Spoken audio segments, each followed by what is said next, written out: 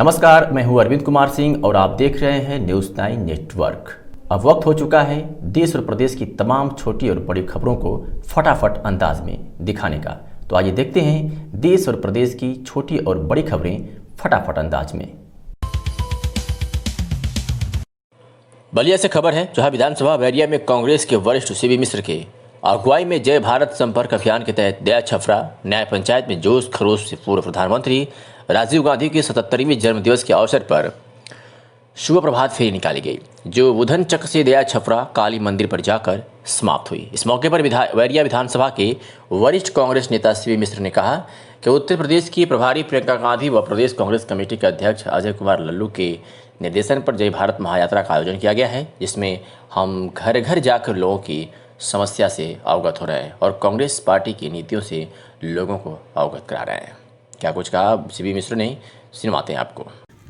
मैं CB Mishra Uttar Pradesh Congress committee का सदस्य हूं तथा 363 विधानसभा बैरिया के बैरिया नगर पंचायत का निवासी हूं। जी, ये किस तरह का कार्यक्रम था आप लोग का? अखिल भारतीय कांग्रेस कमेटी की राष्ट्रीय अध्यक्षा माननीय सोनिया गांधी जी के निर्देशन पर तथा उत्तर प्रदेश के अध्यक्ष माननीय अजय कुमार लल्लू जी के निर्देशन पर एवं उत्तर प्रदेश के प्रभारी ओजस्वी हमारी नेता प्रियंका जी के निर्देशन पर जय भारत महायात्रा का आयोजन किया गया है और इस यात्रा में घर घर जाकर के लोगों से संपर्क करना है और उनके दुख सुख को हमको जानना है तथा कांग्रेस ने अभी तक क्या क्या उपलब्धियां देश भारत को दी हैं उस विषय में मुझे बताना था। हम लोग ये कार्यक्रम कल से चल रहा है। कल घर घर जाकर हम लोगों ने बात किया। स्वतंत्रता सेनानी यहाँ पर अरुण कुमार पांडे जी हैं, उनको कल कांग्रेस जनों ने माल्यार्पण किया और यहीं पर रात्रि विश्राम के बाद आज सुबह एक प्रभात फेरी निकाली गई। सैकड़ों लोगों की तादाद में राजीव गांधी जी की 77वीं पुण्यतिथि है। उस पुण्यतिथि पर हम लोग उनका जन्मदिन है, 77वां जन्मदिन पर उनको हम लोग नमन करते हुए कांग्रेस की उपलब्धियों के विषय में बतलाया गया और विशेष रूप से पांडेपुर जो क्षेत्र है, दया छपरा जो न्याय पंचायत है, इसके अंडर में बूधनचक है, पांडेपुर है, गोपालपुर है, नौरंगा भुआल छपरा है। ये सारे गांव आज जलमग्न पड़े हुए हैं। इस कार्यक्रम का उद्देश्य क्या है? उद्देश्य कि दीन दुखियों की मदद करो।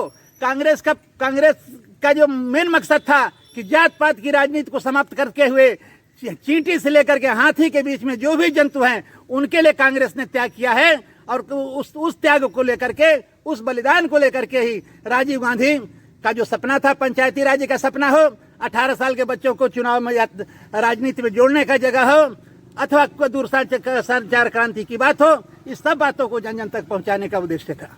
धन्यवाद।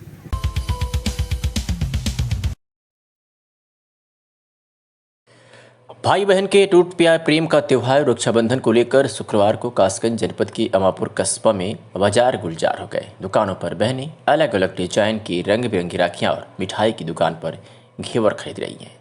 इसी तरह भाइयों द्वारा बहनों के लिए उपहार की खरीदारी की जा रही है। इस दिन बहनें अपने भाइयों की कलाई पर रक्षा सूत्र बांधेंगी।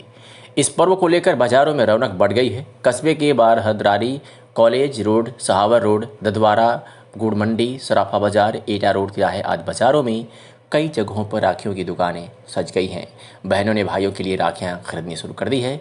कोई सादे धागे वाली राखी पसंद कर रहा है तो कोई कुंदन, नग, लिखी हुई रश्मि से धागे से तैयार राखी पसंद कर रहा है। राखी कारोबारी अजय अग्रवाल व राजीव गुप्ता ने बताया कि बाजार में विभिन्न प्रकार की राखियाँ आई हैं। इस बार लाइट वाली नई राखी आई है जिसको खूब पसंद किया जा रहा है। ज़्यादातर महिलाएं सादे धागे वाली राखियाँ खरीद रही हैं।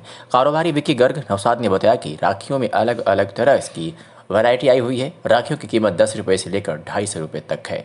इनमें नग वाली, अलग अलग रंगों वाली, जरकन वाली, रेशमी धागों की राखियों की बिक्री ज़्यादा हो रही है। उधर भाइयों द्वारा भी बहनों के लिए उपहार खरीदे जा रहे हैं। कोई चॉकलेट का सेट खरीद रहा है तो कोई कपड़ों में सूट और साड़ी की खरीदारी कर रहा है। इसके अलावा सोने चांदी के जेवरात भी खरीदे जा रहे हैं। सराफा व्यवसायी आकाश गुप्ता ने बताया कि सोने चांदी की आसमान छूते हुए भावों की वजह से सोने और चांदी की राखियों की मांग कम है।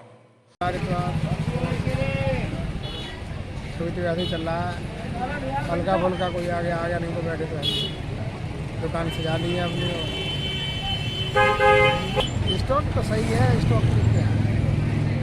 साल भी जाएगा, नहीं अगले साल भी जाएगा वो। कुसुमवीर सिंह यादव।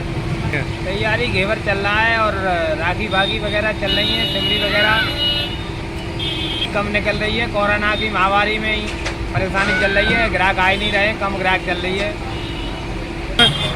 मंजेश कुमार। घेवर का बहुत स्टॉक लगा हुआ है, कोरोना की वजह से मद्दा चल रहा है, मार्केट में बिक्री कम हो रही है। स्टॉक बहुत सारा लगा हुआ है, घेवर मार्केट में बहुत कम बिक रहा है, बिक्री कम चल रही है।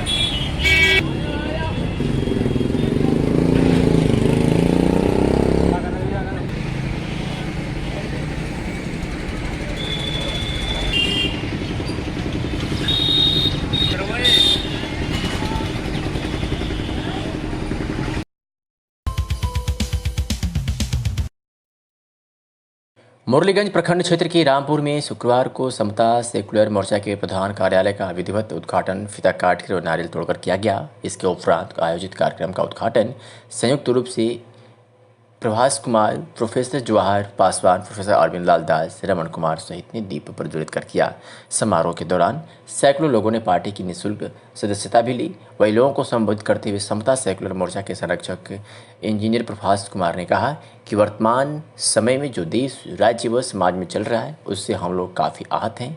इन्हीं सब बातों से मुझे लगा कि एक प्लेटफॉर्म बना करके हम उन सभी अमीर, गरीब, पिछड़ा, सामान्य सभी लोगों को साथ जोड़ें और समाज के लिए काम करें, उनके उन्नति के लिए काम करें। उन्होंने कहा कि समता सेकुलर मोर्चा गठन के पीछे उद्देश्य है कि समाज के सभी वर्गों को जोड़कर एक बेहतर समाज निर्माण करना, साथ ही बेहतर राजनीतिक विकल्प की ओर आगे बढ़ना। लगातार इस इलाके के लोगों की उपेक्षा हो रही है, क्षेत्र के लोगों को नज़रअंदाज किया जा रहा है, इस कारण ही उन्हें यह निर्णय लेना पड़ा। इलाके के लोग वहां आते थे क्योंकि अकेले एक व्यक्ति मैं था जो जिसकी एंट्री वहां थी, जाते थे। 1 तारीख तक मैं मिलते रहा।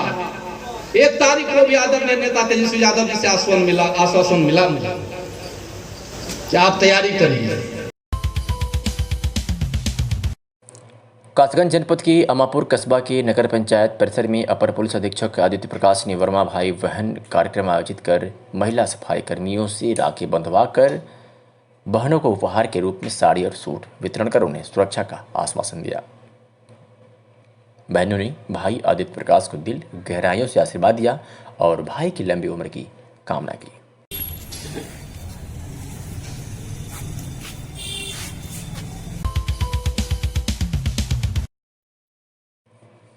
कोरिया से खबर है, जहां मुख्यमंत्री भूपेश बघेल द्वारा मनेंद्रगढ़ को जिला बनाया जाने की घोषणा के बाद वहां के लोगों में अजब का उत्साह देखा जा रहा है। जिला बनाए जाने के बाद इलाके के हर वर्ग के लोगों में खुशी देखी जा रही है।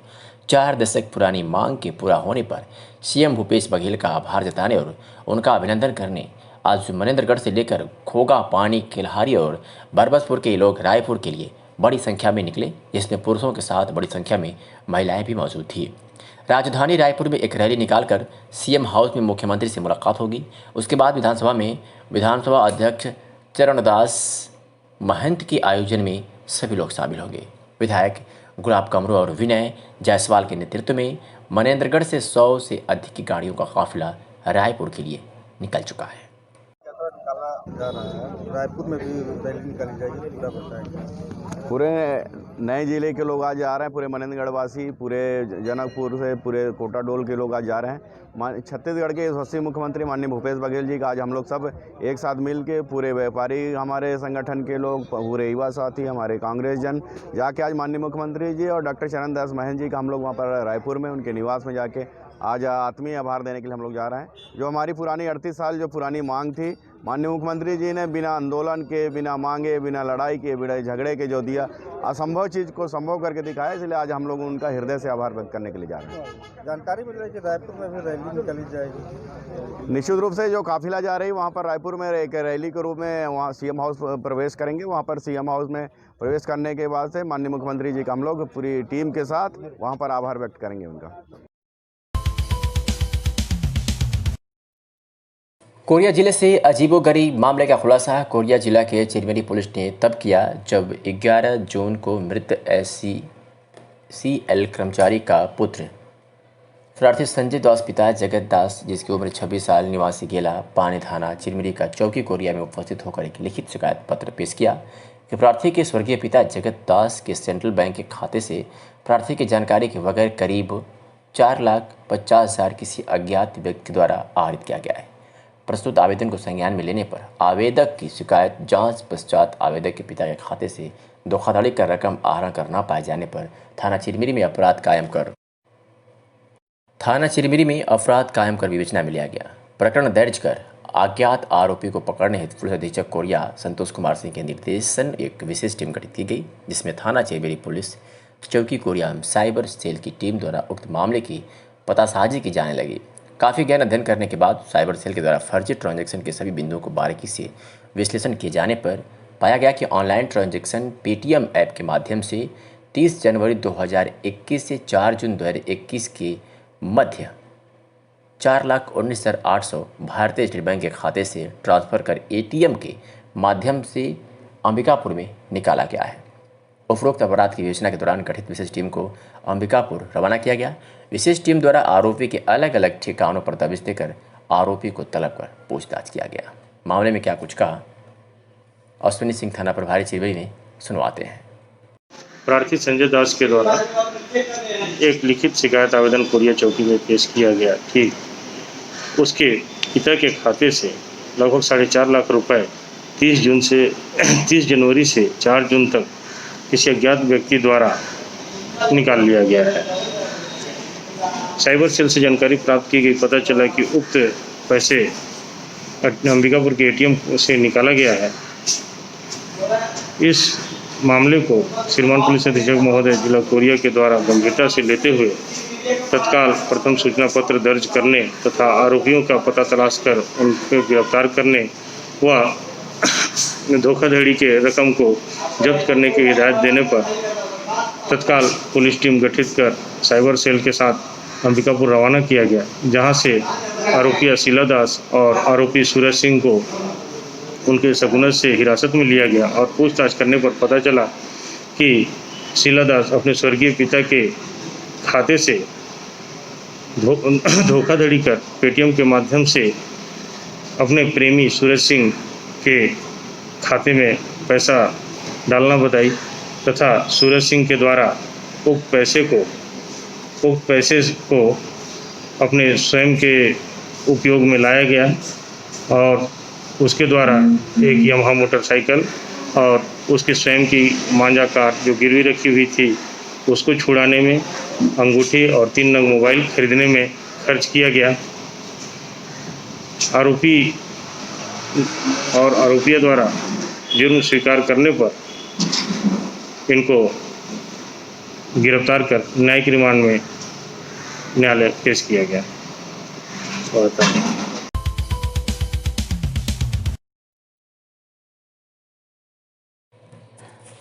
सीओ हरियाणा शिवराम कुशवाहा ने हरपालपुर कोतवाली का आकस्मिक निरीक्षण किया। उन्होंने मेस बैरक, कंप्यूटर कक्ष सहित थाने की अन्य व्यवस्थाओं को हकीकत परखी। सीओ ने थाने के अभिलेखों का बिंदुवार निरीक्षण किया। इस मौके पर प्रभारी निरीक्षक दीपक शुक्ला भी मौजूद रहे। CO Haryana SR. कुशवाहा ने हरपालपुर कोतवाली का आकस्मिक निरीक्षण किया है। उन्होंने कोतवाली परिसर की साफ सफाई व्यवस्था सहित मेस और आरक्षी बैरक, बंदीगृह, CCTNS कक्ष सहित अन्य व्यवस्थाओं का निरीक्षण किया।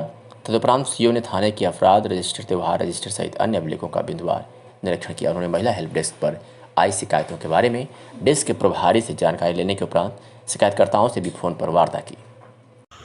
ये ज़मीनी विवाद है और यदि लाइन ऑर्डर से कोई इस तरीके की समस्या है तो उसको स्वतः मिल करके जल्द से जल्द उसका निशान कराएं। बाकी शेष हवालात और ऑफिशियल जो भी रजिस्टरों का रखरखाव लगभग ठीक ही पाया गया है। और बैरिकों की बारे में प्रभारी ने बताया है कि बैरिकें काफ़ी पुरानी हैं, जिससे जवानों को रहने के लिए समस्या बनी हुई है, जिसके बारे में पत्राचार भी किया जा रहा है। ग्रांट आने पर भी इसकी भी व्यवस्था की जाएगी। बाकी महिला आरक्षी जो महिला डेस्क पर है उस रजिस्टर को भी देखने से पाया गया कि महिला आरक्षी के द्वारा भी फीडबैक लिया जा रहा है और लगभग समस्याओं का समाधान भी समय से। तो देश और प्रदेश की छोटी और बड़ी खबरों को देखने के लिए बने रहें हमारे साथ न्यूज़ 9 नेटवर्क पर। अब चाहेंगे इजाज़त। नमस्कार।